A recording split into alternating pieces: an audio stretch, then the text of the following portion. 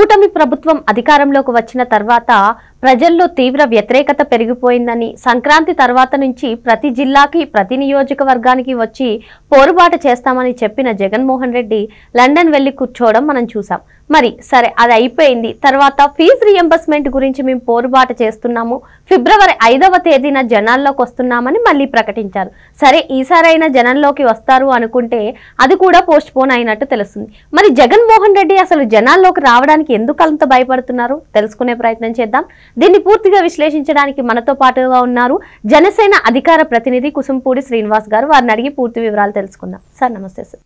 2024 సార్వత్రిక ఎన్నికల్లో 11 సీట్లకే పరిమితమైంది సార్ వైసీపీ. సరే, అప్పటి నుంచి కూటమి ప్రభుత్వం అధికారంలోకి వచ్చింది. సీఎంగా చంద్రబాబు నాయుడు గారు, డిప్యూటీ సీఎంగా పవన్ కళ్యాణ్ గారు బాధ్యతలు స్వీకరించారు సార్. అప్పటి నుంచి కూడా ప్రజల్లో తీవ్ర వ్యతిరేకత పెరిగిపోయింది అని చెప్పిన వైసీపీ, మేము ప్రజల్లోకి వచ్చి పోరుబాట చేస్తున్నామన్న వైసీపీ అసలు జనాల్లోకి రావడానికి జగన్మోహన్ రెడ్డి ఎందుకు అంత భయపడుతున్నారు? ఏంటి సార్ అసలు? ఈ మాటలు నేను ఖండిస్తున్నాను శ్రావణి. వచ్చాడు పాపం. మొదటిసారి ఏమో ఆ పిన్నిల్ని పరామర్శించడానికి జైలుకి వెళ్ళి వచ్చాడు. ఇంకోసారి ఏమో ఎక్కడో కొంతమంది మరణిస్తే ఆ మరణాలకు పలకరింపుకి వెళ్ళాడు. తిరుపతిలో చనిపోయినప్పుడు పలకరింపుకి వెళ్ళాడు. వచ్చాడు, ఎందుకంటే శవం కనబడితే వస్తాడు జగన్మోహన్ రెడ్డి. మీరు మంచి పనులకు రమ్మంటే ఎక్కడ వస్తాడో. సరే, ఆ పక్కన పెడితే ఇప్పుడు ఏమని చెప్పాడు? మొన్న క్రితం నెల అనుకుంటా, జనవరి నెలాఖరు నుంచి నేను ప్రజల్లోకి వస్తున్నాను, ప్రజా పోరుబాట అన్నట్టుగా మాట్లాడాడు. ముఖ్యంగా ఫీజు రియంబర్స్మెంట్ బకాయిలు ఇవ్వట్లేదు కూటమి ప్రభుత్వం, కాబట్టి ఖచ్చితంగా వస్తానని మాట్లాడాడు. మళ్ళీ ఫిబ్రవరి 5వ తారీఖు మీద పెట్టుకున్నారు. కాకపోతే మళ్ళీ ఎలక్షన్ కోడ్ వచ్చింది కాబట్టి దాన్ని మార్చి 12కి వాయిదా వేసుకుంటున్నాం అనేటువంటి మాటలు మాట్లాడుతారు. అంటే నిత్యం అయితే విషయం చెంపడం అయితే మానలా. వాళ్ళు అతనికి సంబంధించినటువంటి నాయకులు, వాళ్ళ పత్రిక, వాళ్ళ ఛానల్ అంతా కూడా విషయం చెబుతున్నారు ఏదో రకంగా. కాకపోతే జనంలోకి జగన్ అన్న మాట ఇంక మర్చిపోవాలి. ఎందుకంటే ఆ పరిస్థితులు చేజారిపోయినాయి.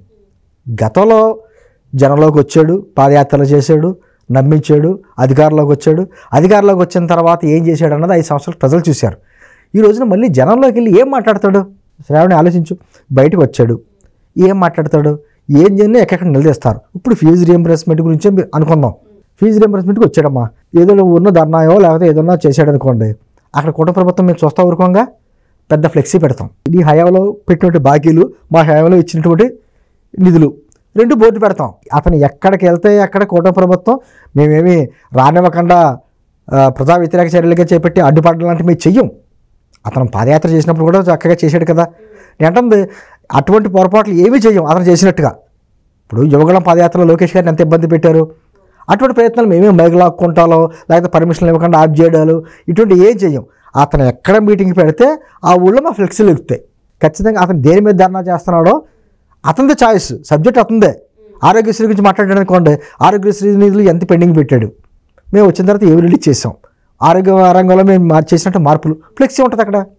ప్రజలకు అర్థం అవ్వాలిగా. వాళ్ళు ఎంత అప్పు చేశారో జనాలకి తెలియదు, ఏ డిపార్ట్మెంట్లో ఎంత తీసుకున్నారో తెలియదు అని చెప్పి వాళ్ళు ధీమానా ఎందుకు ఆ విధంగా అంటే ముఖ్యంగా చేస్తుంది ఏంటంటే వాళ్ళ ప్రస్తుతం జగన్మోహన్ రెడ్డి గారు చేస్తుంది పార్టీని కాపాడుకోవడం.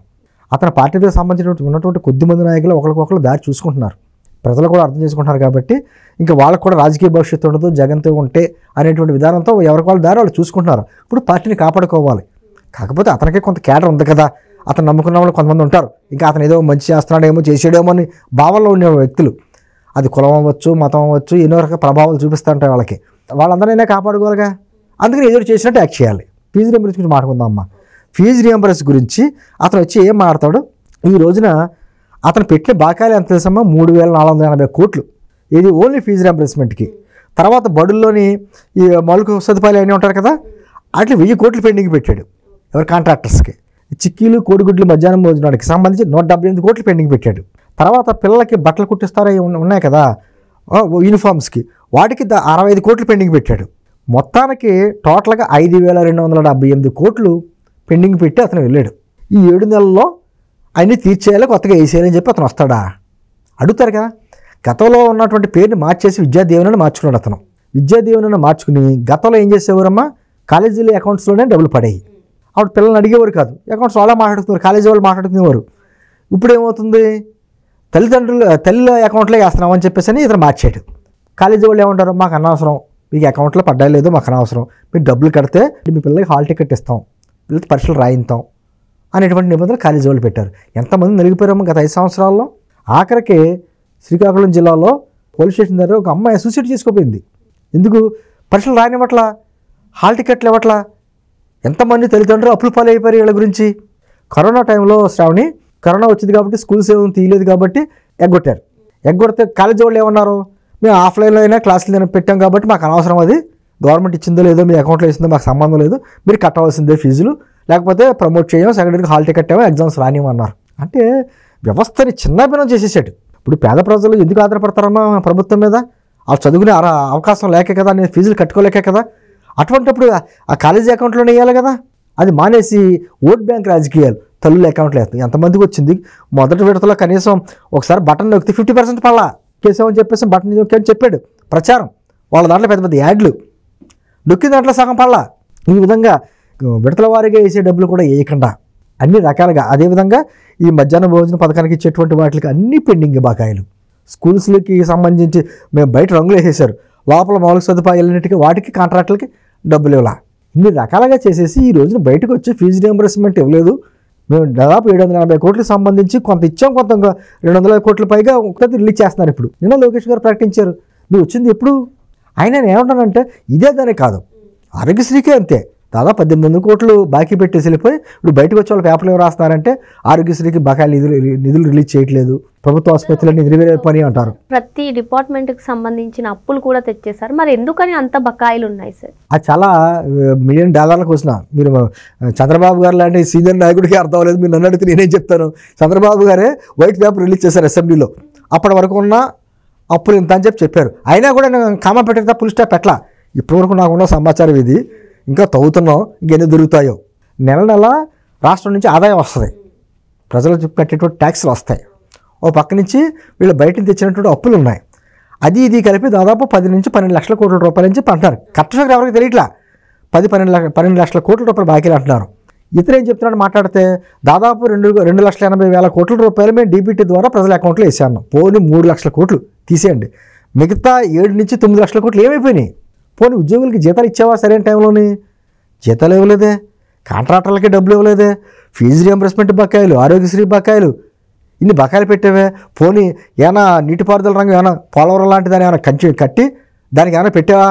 భవిష్యత్తు గురించి ఆలోచించేదో అనుకుంటాకే దానికి ఏమీ లేదే. రివర్స్ టెండరింగ్ అని చెప్పి దాన్ని నాశనం చేసావు. ఇప్పుడు దాదాపు 500 నుంచి 600 కోట్ల ప్రజల మీద భారం పడింది. అంటే మీరు అడిగిన ప్రశ్నకి చాలామంది అడిగినా దానికి ఎప్పుడు సమాధానం లేదు. ఆ డబ్బులు ఏమైపోయినాయి అంటే, మా రాష్ట్రంలో అద్భుతమైనటువంటి ఆర్థిక ప్రగతి సాధించేసాం, దేశ తలసరి ఆదాయం కంటే మందే ఎక్కువ ఆదాయం ఉంది, అనేకమైనటువంటి పెట్టుబడులు వచ్చేసినాయి, ప్రజలు సంతోషాలతో ఉన్నారు, ప్రజలు కోటీశ్వర్లు అయిపోయారు, ఈ మాటలన్నీ చెప్తాడు తప్ప అరే మీరు ఇన్ని బకాయిలు తెచ్చావే, నువ్వు చెప్పినటువంటి కార్పొరేషన్ పేరును తెచ్చేసావు. అందరికంటే మనం బాగా గుర్తించుకోవాల్సింది ఏంటంటే మద్యపాన నిషేధం. నేను మద్యపాన నిషేధం చేసిన తర్వాతే ఓటు అన్నాడు. అది అటువంటి మద్యపానం మీదే దాన్ని కార్పొరేషన్ పెట్టి ఆ కార్పొరేషన్ మీద అప్పులు తెచ్చేసాడు. ఏమైపోయింది డబ్బు అంటే పెద్ద క్వశ్చన్ మార్కు. మనం ఈ మధ్యకాలం జరిగిన కలెక్టర్ మీటింగ్లో కూడా అన్నారు, కలెక్టర్లు చెప్పారు కదండి, కేంద్రం నుంచి దేనికో ఒక 1800 కోట్లు వచ్చినాయంట. 1800 కోట్లు ఏమైపోయినాయని చంద్రబాబు గారు అడిగారు. అంటే ట్రెజరీకి వచ్చినాయి సార్, తర్వాత అక్కడి నుంచి అక్కడికి వెళ్ళిపోయినా మాకు తెలియదు అన్నారు వాళ్ళు. మరి ఎలా మాయమైపోతాయి అన్నీ? ఎస్సీ ఎస్టీలకు ఇవ్వాల్సిన అన్నిటికీ సమాధానం చెప్పే బాధ్యత ఎవరిపైన ఉంది సార్? అసలు ఎందుకని అంటే ఏమవుతుందంటమ్మా, సమాధానం చెప్పడం అంటే ప్రభుత్వంలో ఉన్నవాళ్ళు చెప్పాలి. వాళ్ళు ప్రభుత్వం అధికారులు దిగిపోయారు, వాళ్ళకి చెప్పరు, కానీ బాధ్యత వహించాలి. ఖచ్చితంగా మీరు గనులకు సంబంధించి కానీ మద్యం సంబంధించి కానీ ఏ అయితే డబ్బులు డైవర్ట్ అయిపోయినాయో ఆ ప్రభుత్వంలో ఉన్న వ్యక్తులకి ఎటువంటి అడ్డదిడ్డంగా ఇచ్చారో వాళ్ళంతా మీద చర్యలు జరుగుతున్నాయి. ఏమంటానంటే ప్రభుత్వంలో ఉన్న పెద్దల మెప్పు గురించి ఎవరైతే తప్పులు చేశారో వాళ్ళందరూ జైలుకి పోతారు, వీళ్ళు బాగానే ఉంటారు. నేను చెప్పాను కాబట్టి, నాకు జగన్మోహన్ రెడ్డి గారు చెప్పారు కాబట్టి నేను సంతకం పెట్టానంటే కుదరదు. ఆ తప్పో రైటో తెలుసుకోకుండా ఇలా పెట్టావు, ఆ తప్పో రైటో తెలుసుకోకుండా పెట్టడం అయితే నువ్వే ఎందుకు అంత ఐఏఎస్ చదువుకోవాల్సిన అవసరం ఉందా అనేటువంటి ప్రశ్నలు వస్తాయి. ఖచ్చితంగా వీళ్ళ బలైపోతారు. నేనేమంటున్నానంటే ఖచ్చితంగా ఒక ఆంధ్రప్రదేశ్ రాష్ట్రానికి సంబంధించినటువంటి ఆర్థికంగా మీద ఒక జవాబుదారీతనంగా ప్రభుత్వం ఉండాలి. లేదు నాకు అధికారం ఇచ్చారు కాబట్టి నా ఇష్టం వచ్చినట్టు ప్రజల సొమ్ముని ఇష్టం ఖర్చు పెట్టేస్తాను అంటే చూస్తా ఊరుకోరు, ఏదో రూపాయలు శిక్ష పడుతుంది వాళ్ళకి. అదే జరుగుద్ది భవిష్యత్తులో. మరి 2019 నుంచి 2024 వరకు కూడా రాష్ట్రానికి తెచ్చిన అప్పులు ఇప్పుడు మిగిల్చిన బకాయిలకు సంబంధం లేదు. ఆ అమౌంట్ అంతా ఏమైందో $1 మిలియన్ క్వశ్చన్ అని చెప్పి సార్ చెప్తున్నారు. Thank you sir.